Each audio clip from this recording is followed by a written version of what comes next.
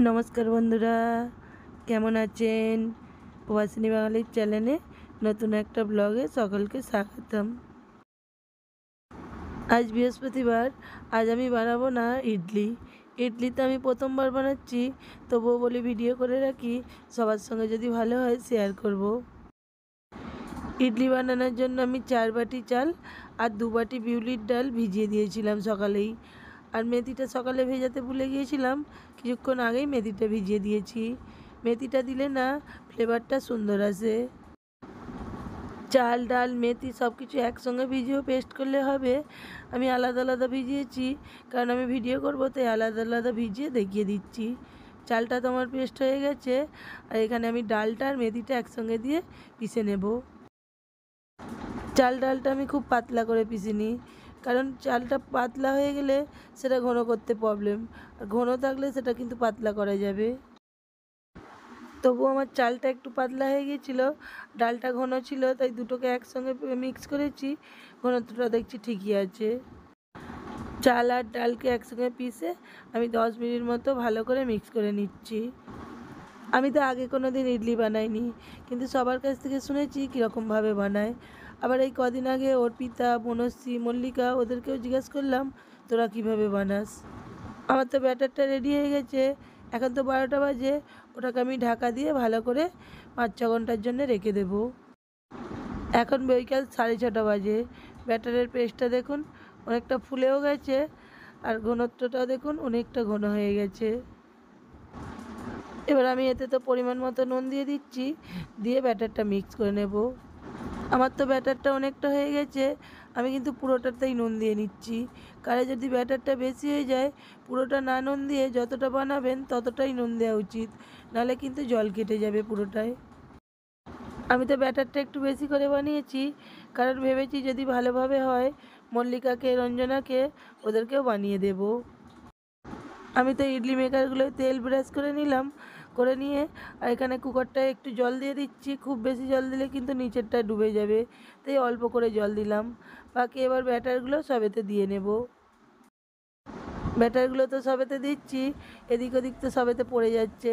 প্রথমবার তো দিচ্ছি, একটু ভয়ও পাচ্ছে বেশি হয়ে যাবে কি কম হয়ে যাবে, বা ঘনত্বটা ঠিক আছে কি না।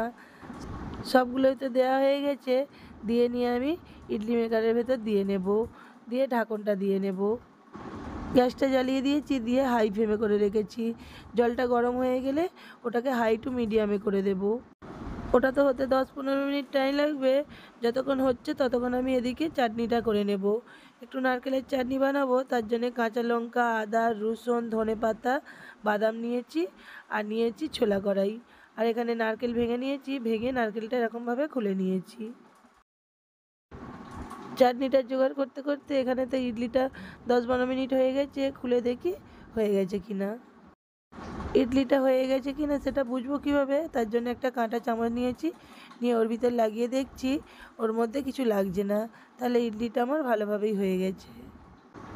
ইডলিটা তো নামিয়ে নিয়েছি, নিয়ে আমি এরকমভাবে চামচে করে একটু গরম অবস্থাতেই তুলে নিচ্ছি।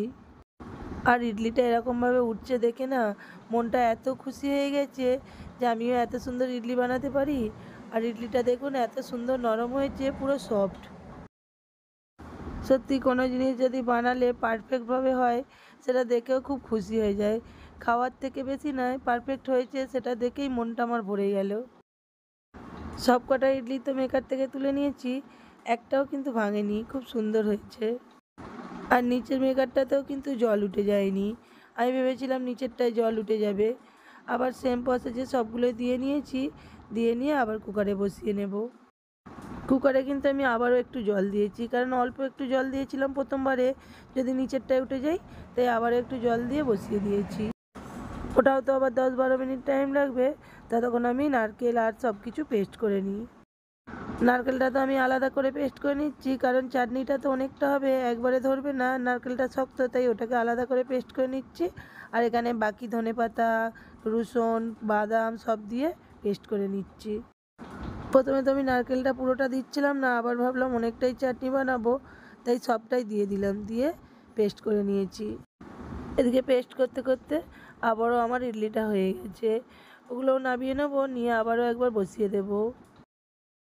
ওখানে আবারও ইডলিটা বসিয়ে দিয়ে আমি এখানে চাটনিটার ফোড়ন দিয়ে নেব। ফোড়নের জন্য আমি সর্ষে দিয়ে নিয়েছি, শুকনো লঙ্কা, কারি পাতা দিয়ে অল্প কিছুটা হিং দিয়ে নিচ্ছি। হিংটা দিলে না ফ্লেভারটা খুব সুন্দর আসে।